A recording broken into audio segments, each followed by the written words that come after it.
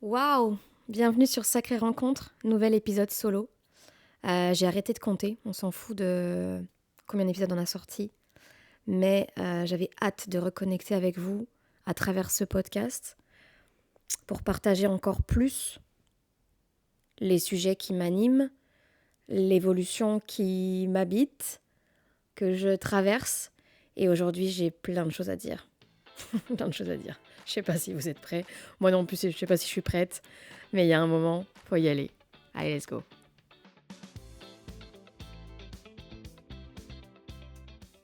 Tu t'es déjà posé la question, si tu pouvais parler à ton toi plus jeune, tu lui dirais quoi?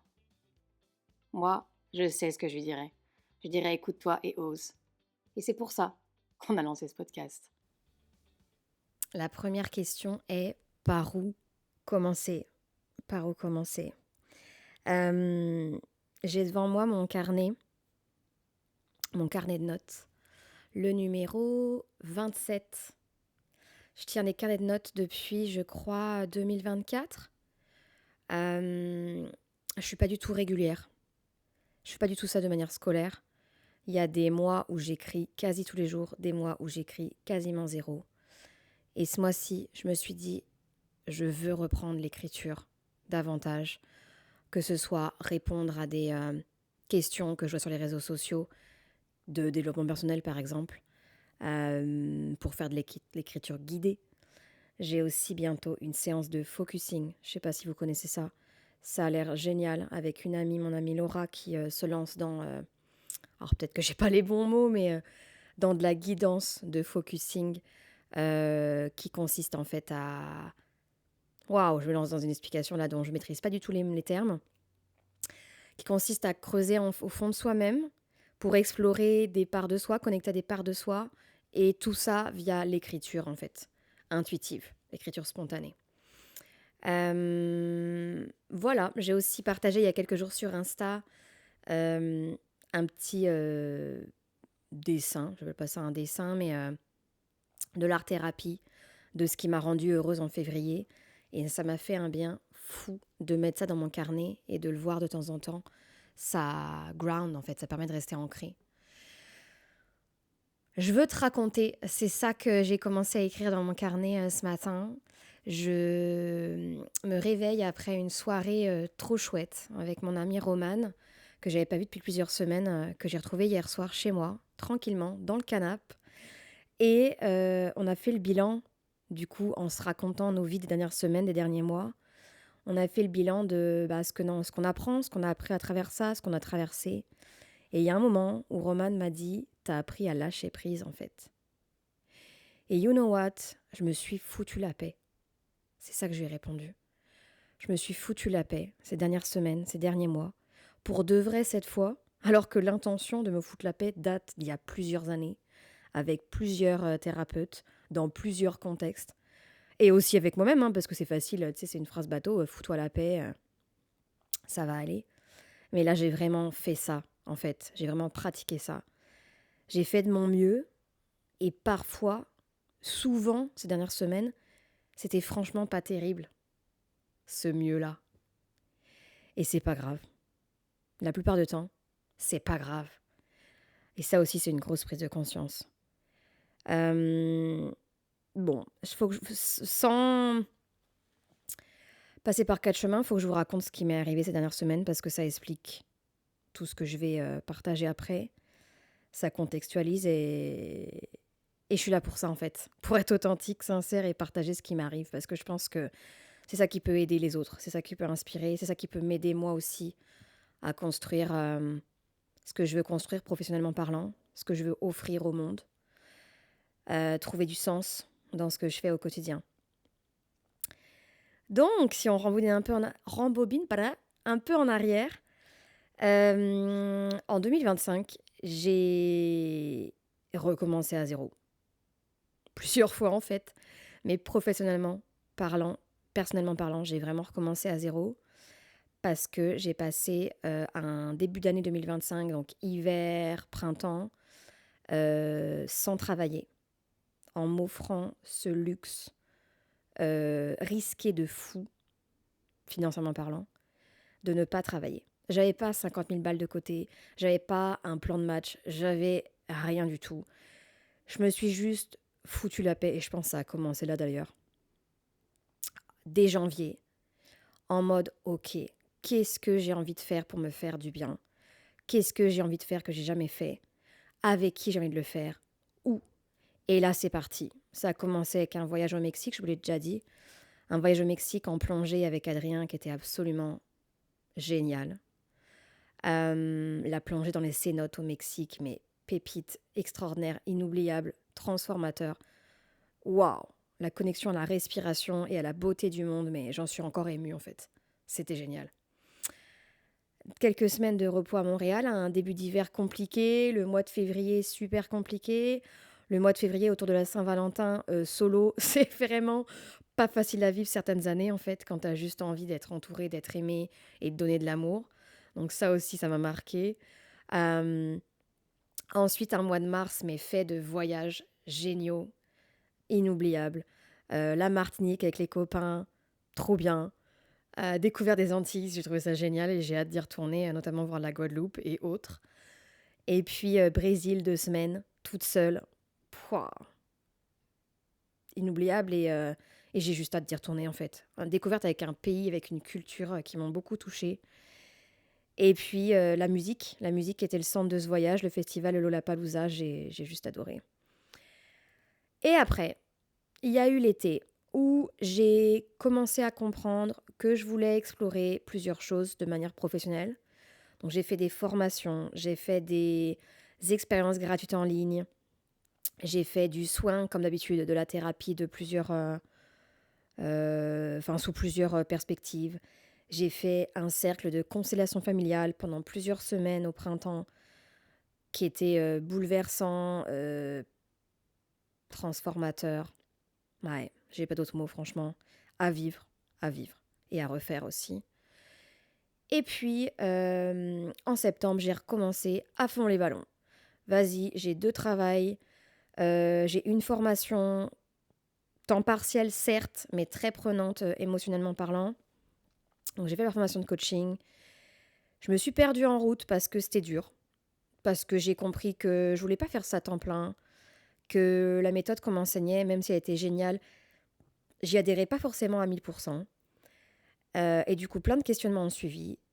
Et les sous commençaient à, même s'ils rentraient là d'un coup, ça pouvait pas compenser en quelques semaines le creux que j'avais, la tombe que je m'étais creusée en fait pendant tout le début d'année, pendant plusieurs mois, en l'occurrence 8 mois. Euh, et là, bah, j'ai eu le courage de vraiment regarder ce qui se passait dans mon portefeuille, dans mon compte en banque, avec le prêt que je m'étais mis sur la tête il y a 4 ans. Ça va faire un peu moins de 4 ans là, que j'avais acheté mon appart à Montréal. Et je me suis pris une claque quand j'ai compris que je ne m'en remettrais pas en fait, financièrement.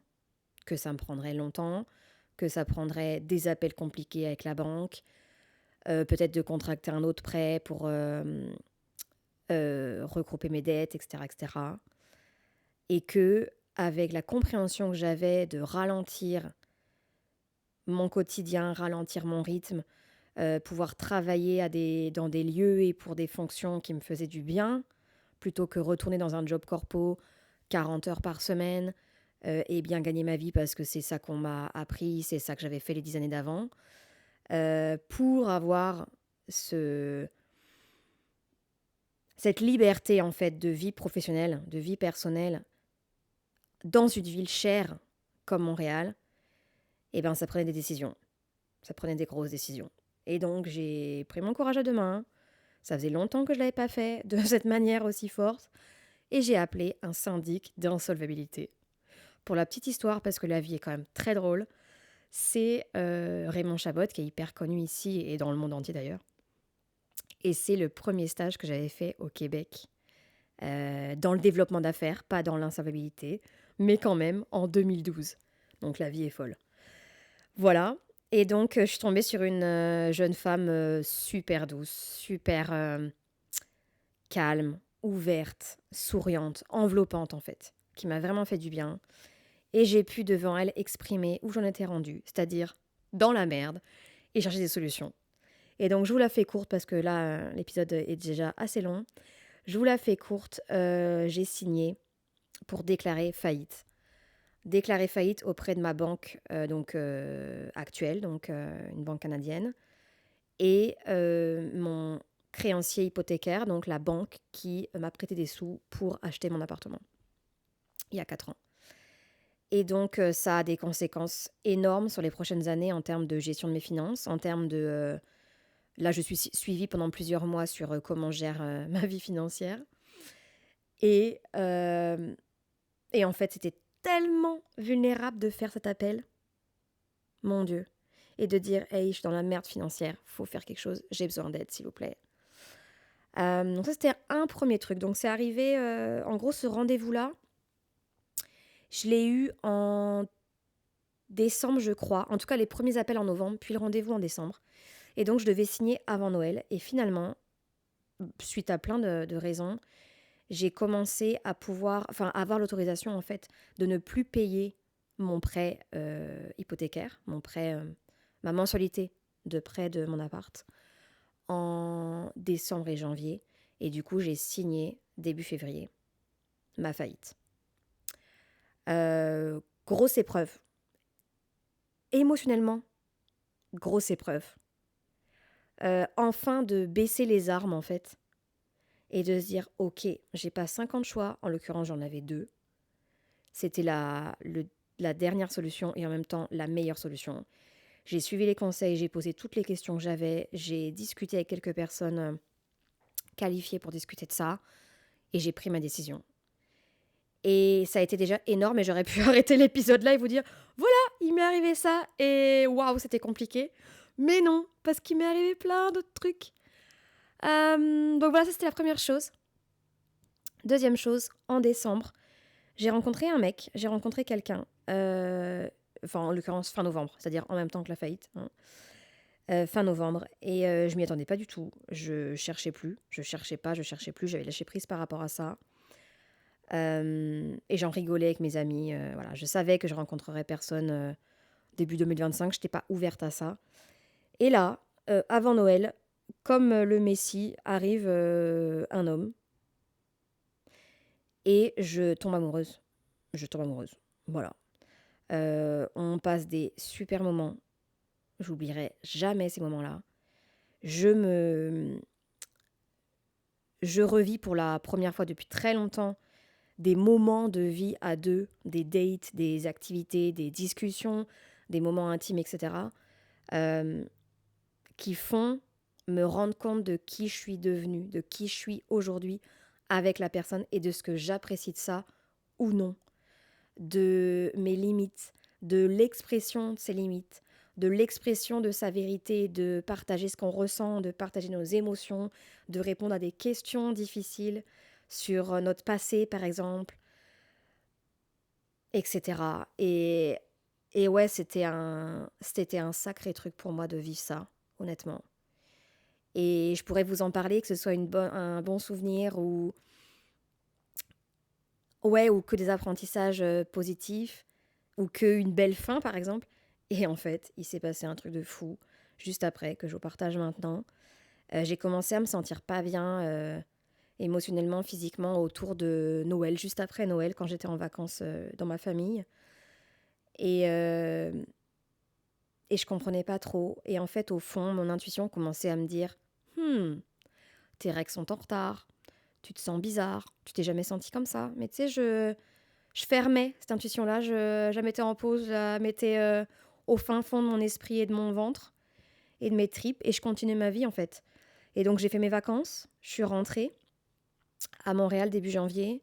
J'avais une retraite de yoga prévue, yoga, méditation, sonothérapie, cérémonie cercle de femmes, etc. Trop trop chouette. Retraite d'hiver géniale. Et en fait, je suis partie à cette retraite en me disant, Méline, il faut que tu achètes un test de grossesse à la pharmacie. Achète un foutu test de grossesse. J'ai pas réussi, j'en ai pas parlé à personne à ce moment-là, à personne. Ce jour-là, en tout cas, où je me suis dit ça intérieurement. Et je suis partie à la retraite. Et je pensais pouvoir laisser ça justement au fond de moi et y revenir le lundi quand je rentrais. La retraite durait 3 jours. Et en fait, ça m'a habité tout le week-end. Ça a compliqué mes méditations. Ça a compliqué mon envie de partager avec les autres, de vivre le moment en fait avec les autres femmes. C'était difficile comme moi pour week-end, même si c'était agréable. Overall, c'était quand même difficile à certains égards. Et donc, je suis rentrée et j'ai fait le test de grossesse en rentrant, genre 2 heures après que je sois rentrée chez moi, à Montréal. Et le ciel m'est tombé sur la tête. Un truc de dingue. On voit les vidéos sur Insta des femmes qui ont trop hâte d'être enceintes et d'avoir un enfant avec l'homme de leur vie et toute cette joie qui éclate à l'écran. Et on ne voit pas les femmes qui découvrent le résultat du test de grossesse en revérifiant le papier, la notice explicative qui explique bien le nombre de traits, nanana.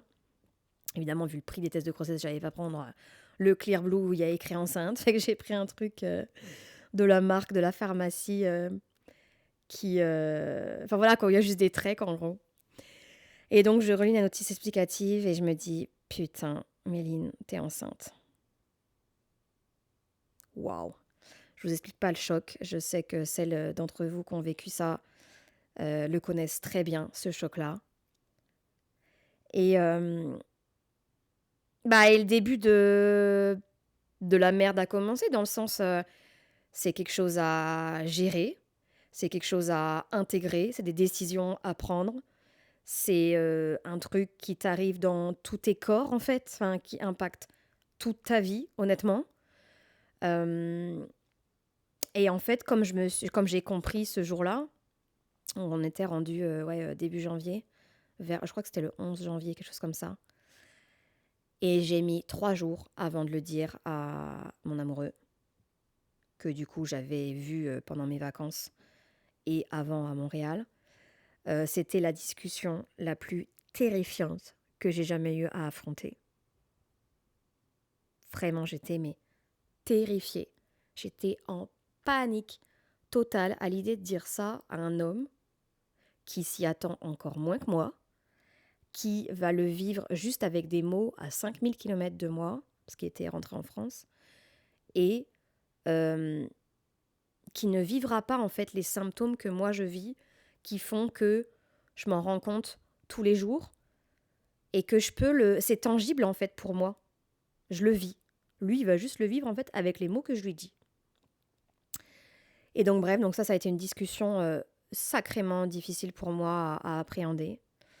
Et j'ai mis des jours et des jours à le dire en fait autour de moi parce que je voulais que mes amis sachent ce qui m'arrivait. Parce que l'amitié, c'est aussi ça. C'est aussi partager ce qui nous arrive en fait régulièrement pour discuter, pour avancer ensemble, pour s'entraider.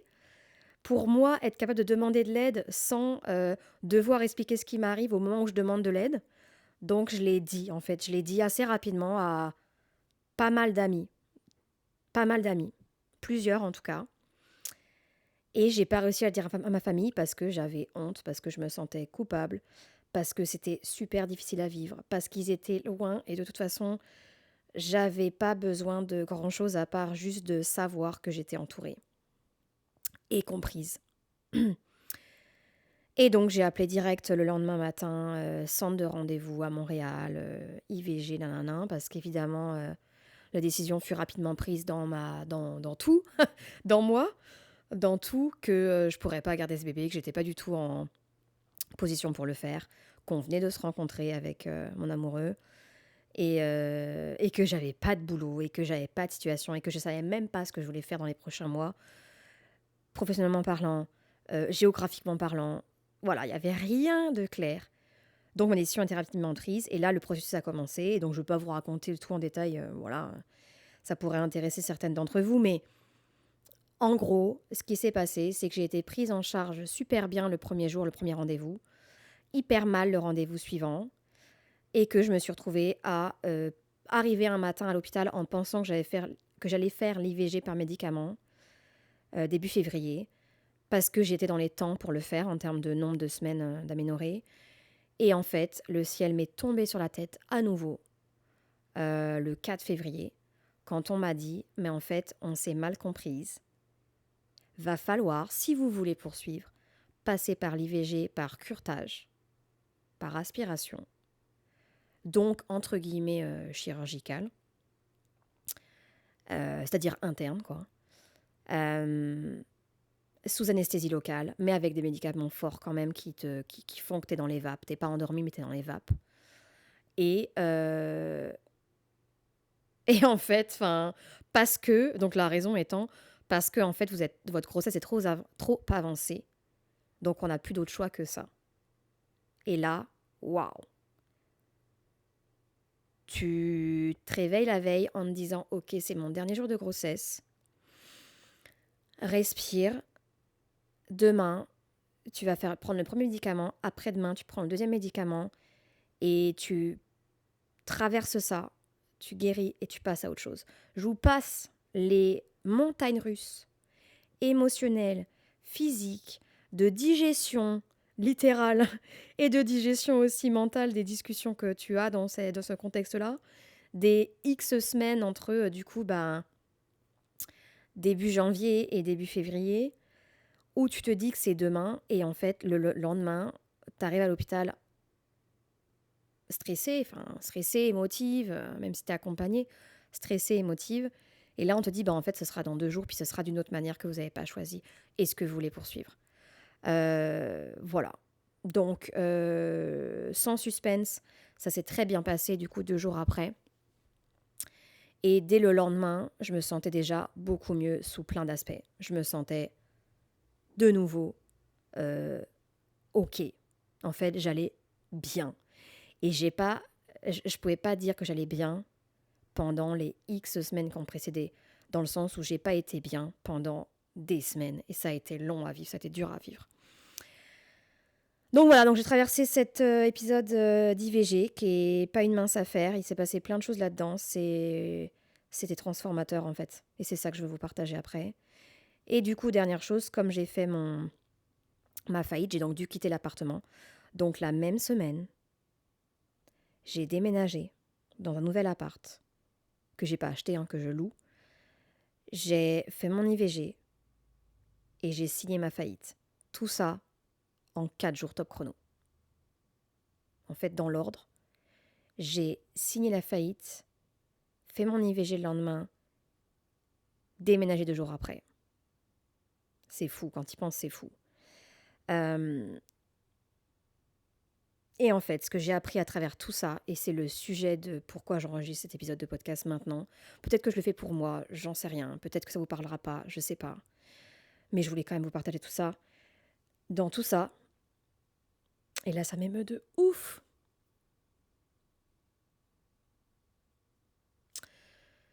je suis devenue ma meilleure alliée. Je suis devenue ma meilleure alliée.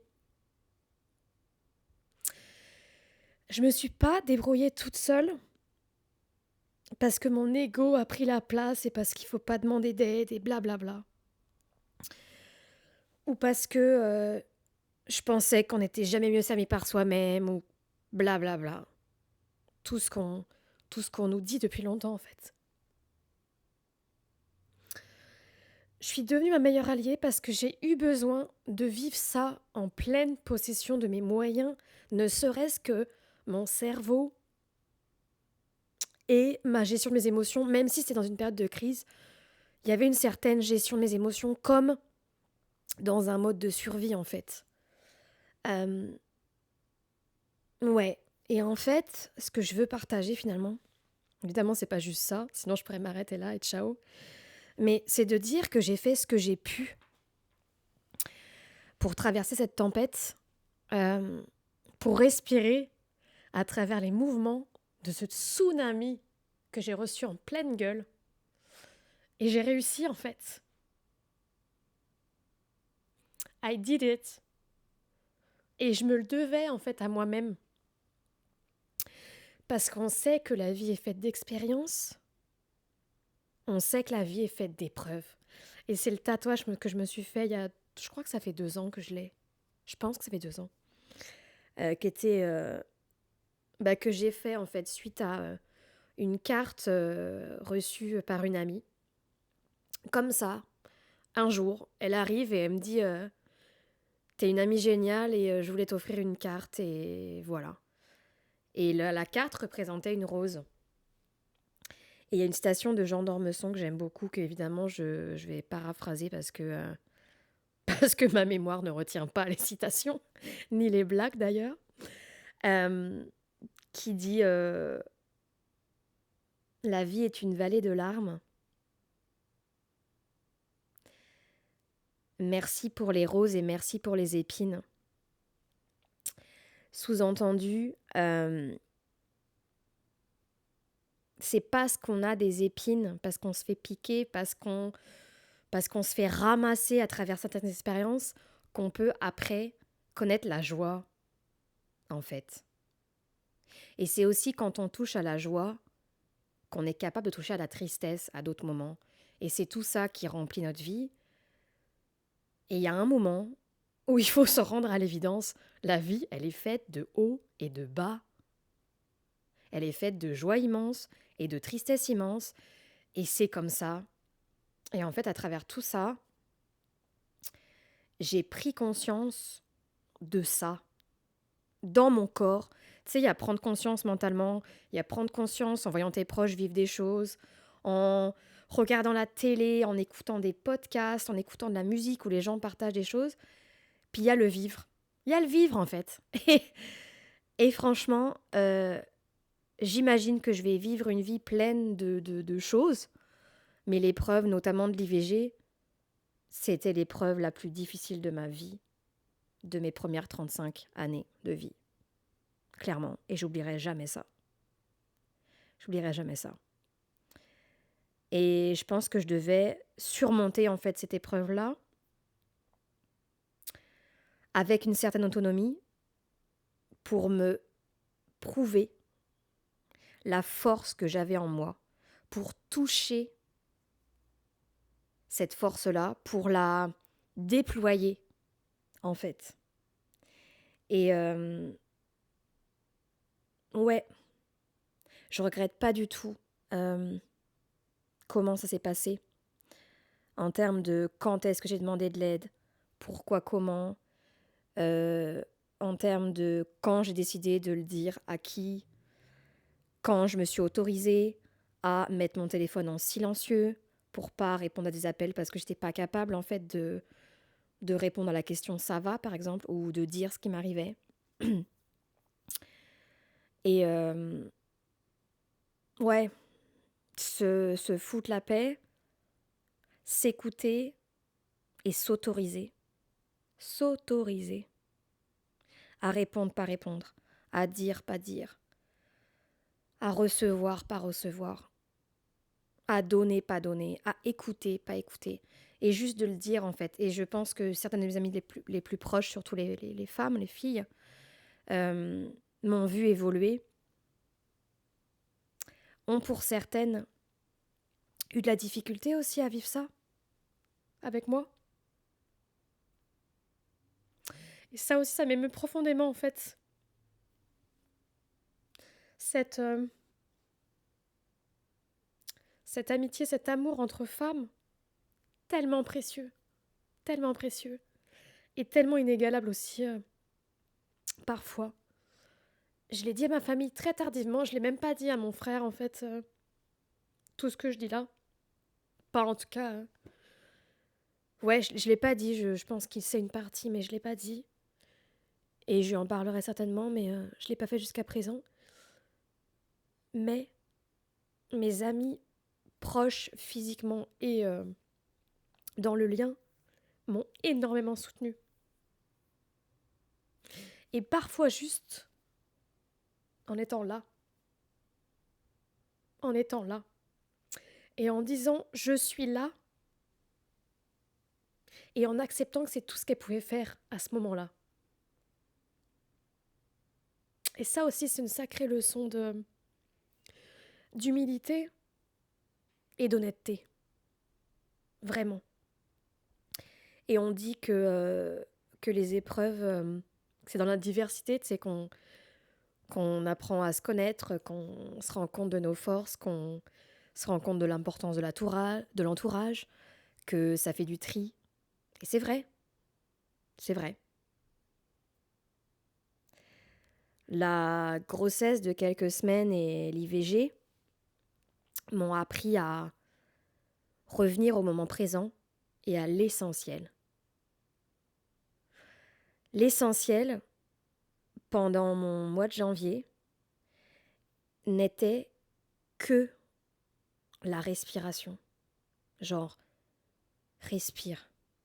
Souvent, je me le disais. L'alimentation, genre là, t'as envie de ça, mange ça. La digestion a été hyper compliquée, ça a été un cauchemar pendant une dizaine de jours. Et c'est là que tu te rends compte que les besoins primaires, waouh. L'hydratation, j'ai juste bu de l'eau, bu de l'eau, bu de l'eau, bu de l'eau. Le sommeil, waouh, le nombre de siestes que j'ai fait, le nombre d'heures de besoin de sommeil versus le nombre d'heures de vitalité par jour, c'était un sketch. Et finalement, last but not least, le respect du corps. Mon corps a été un guerrier pour vivre tout ça en même temps. Et j'ai enfin connecté à mon corps plus en profondeur en fait. Il y a comme un dialogue qui s'est installé qui était beaucoup plus fluide qu'avant. Et quand je dis dialogue, mais en même temps, je me dis, j'ai arrêté de parler à mon corps. J'ai commencé à me parler à moi-même. J'ai commencé à intégrer tout ça en un seul bloc, en fait. Et pareil, des fois, on en parle en théorie. J'en parle dans le prochain podcast avec Kat. Et dans le prochain podcast que je vais sortir, j'avais pas encore vécu tout ça, justement. Ça qui est drôle à voir. Mais là, j'ai eu un dialogue intérieur, puissant, fluide, qui m'a permis de passer à travers tout ça en profond respect de moi-même, en fait. Et en profonde admiration envers la force de ces systèmes qui font qu'en tant que femme, on peut tomber enceinte et vivre tout ça et surmonter des changements hormonaux, mais colossaux, des changements des prises de poids, des pertes de poids, oh, des faims et des périodes où tu n'as plus faim, enfin, des pulsions, il se passe tellement de choses. Et je suis heureuse d'avoir vécu ça. Je suis heureuse d'avoir vécu ça et d'avoir connecté à ces sensations-là qui te rappellent en fait la nécessité d'avoir un sain rapport à son corps. Vraiment. Vraiment. Autre chose, ma charge mentale a disparu pendant cette période-là. Autant vous dire que quand ça ramène à l'essentiel, ça ramène à l'essentiel. Il n'y a pas grand-chose qui compte, sauf de vivre à travers les jours qui passent, manger, boire, dormir. Manger, boire, dormir. Basta. Et donc ma charge mentale a disparu pour se transformer en des choix évidents. Ça, c'est tout de suite. Ça va attendre à plus tard. Ça, c'est ciao. Mais genre, déjà avant, je sais qu'il y a des gens qui me considèrent comme une reine du tri ou qui savent à quel point je suis passionnée de faire le tri, de jeter des choses, de trier mon frigo, de trier les dates de péremption, genre vraiment. Mais là, c'était encore plus évident que ça l'est par rapport au tri du frigo. Il n'y avait plus de doute, il n'y avait plus d'hésitation, il n'y avait que l'essentiel versus le reste. Et parfois le reste, avec le temps, il disparaît tout seul. Qu'est-ce qu'on se complique la vie parfois ? Mais qu'est-ce qu'on est capable de se compliquer la vie ? Alors que quand on s'écoute, quand je m'écoute, les choix sont faciles. Pas toujours, mais souvent.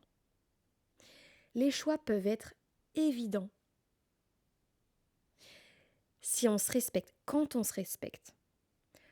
connaît ses valeurs, quand on connaît sa valeur, quand on sait un minimum ce qu'on veut, ou la direction vers laquelle on veut aller, Franchement, les choix, ils sont évidents. Et là, je dis ça et je suis confus dans mon canapé et je suis de bonne humeur, je suis sereine, blablabla. Je sais que c'est facile à dire, mais putain, parfois les choix sont quand même évidents. Et ils le sont moins parce qu'on se complique la vie, parce qu'on se raconte des histoires, parce qu'on doute alors qu'on a les réponses en nous. Et qu'on a l'intuition qui nous parle, ou notre voix intérieure, ou ce que vous voulez. Mais on le sait. Ouais, je vais finir ma phrase là. Point. Et quand la charge mentale, elle s'amenuise ou elle disparaît carrément, parce que je travaillais pas à ce moment-là, il y a ça aussi, hein. Je travaillais pas à ce moment-là, j'en aurais été incapable honnêtement. Je sais pas comment les femmes enceintes font pour bosser autant et aussi longtemps pendant la grossesse. C'est un délire. C'est un délire, vraiment. Et ouais, quand la charge mentale disparaît, les besoins sont clairs. Parce qu'il y a de la place en fait pour les entendre. Les envies sont claires. Parce qu'il y a de la place pour qu'elles éclosent. Et je dis ça et j'ai chaud. J'ai eu une bouffée de chaleur en disant ça. Parce qu'aujourd'hui, très gros fun fact, et il n'y a plus rien que je vous cache dans ce podcast. Il n'y a plus rien que je cache. Très gros fun fact aujourd'hui, j'ai mes règles. Premier jour depuis 94 jours sans règles. Et je vous raconte pas la joie, le sourire sur mon visage quand j'ai vu que j'avais mes règles ce matin. Le corps est une machine de guerre. Le corps féminin est une machine de guerre. C'est impressionnant. J'ai noté autre chose aussi que je voulais éventuellement partager, le matériel. Dans tout ça, il y a ça aussi. En faisant faillite, en gardant mes meubles, mais du coup en devant déménager dans un endroit plus petit et en ayant besoin d'argent, du coup, je vends plein de trucs. Et donc, en quelques jours seulement, je me suis détachée de plein de choses. Et évidemment, ça a été difficile. Quelques jours, ça a été difficile. J'ai pleuré de devoir déménager, de quitter mon appart que j'aimais beaucoup, etc. Et en même temps, aujourd'hui, je me surprends à regarder les objets autour de moi, chez moi, et à me dire, mais en fait, ça, bof, ça résonne pas, ça résonne plus, ça m'attire pas, ça me parle pas, même ça me dérange un peu. Tu sais quoi? Je vais le mettre sur Facebook Marketplace et je vais le vendre. Et ça, là, c'est une richesse de faire de l'espace. Oh là là. Faire de l'espace, ça fait un bien fou. Faire de l'espace, ça fait un bien fou. Ouais. Et ça fait une transition incroyable et imprévue vers le prochain mot-clé que j'ai écrit, l'entourage. J'en ai déjà un petit peu parlé tout à l'heure. Mais l'importance de l'entourage, en fait. Parce que je suis devenue ma meilleure alliée, et c'est vrai. Et j'en suis, mais profondément heureuse. Et il y a un côté de moi qui réalise pas, et il y a un autre côté qui réalise vraiment. Là, j'ai refait la paix avec ma solitude en ce moment. J'ai repris plaisir à être toute seule, à faire des activités toute seule, à avoir ma routine, etc. Et c'est parfait, en fait, c'est super. Et en même temps, quand je pense à mon entourage aujourd'hui versus il y a 1 an, c'est un peu le jour et la nuit quand même en termes d'amitié. Il y a 1 an, quasiment, quasiment jour pour jour, je faisais le deuil d'une des relations amicales les plus importantes de ma vie des 6 dernières années. Je rompais les liens suite à une blessure profonde de gestes d'irrespect de la part de cet ami-là. Et franchement, mais c'était un deuil de fou à faire. J'ai tellement souffert de ça. Waouh! Je m'en suis remis plus ou moins vite, quelques mois après, plus ou moins vite. Mais ça a été une plaie ouverte pendant longtemps. Et je suis pas là pour parler de deuil forcément, mais parce que je me sens pas forcément équipée pour le faire. Mais l'importance de l'entourage maintenant, mes amis proches aujourd'hui, il y a des relations qui ont évolué en 1 an, mais d'une manière colossale. justement par la communication, par l'honnêteté de partager ce qu'on est en train de vivre et comment on le vit, ouais, et ce qu'on traverse et ce qu'on reçoit en face en termes d'écoute, en termes de conseils, en termes de questionnement, en termes de temps de qualité passé ensemble, ça c'est une chose. Et l'autre chose, c'est qu'il y a la plupart de mes amis, aujourd'hui, je les connaissais pas. Je les connaissais pas il y a 1 an, 2 ans, 3 ans. C'est fou, quand il pense, c'est fou. Alors ouais, il y a encore du travail. Il y a encore du travail. Il y a encore des blocages ouais, dans ma vie, quoi. Dans ma vie pour atteindre des choses que je veux atteindre, en fait, en termes d'expression de moi-même, de me construire ma vie professionnelle, de lancer mes offres, de terminer des choses, euh, de réaliser des rêves, de voyages, de rencontres, de découvertes. Il y a des frustrations dans certaines relations, dans la manière dont je m'exprime, par exemple, avec ma famille, dans la communication à distance, avec eux.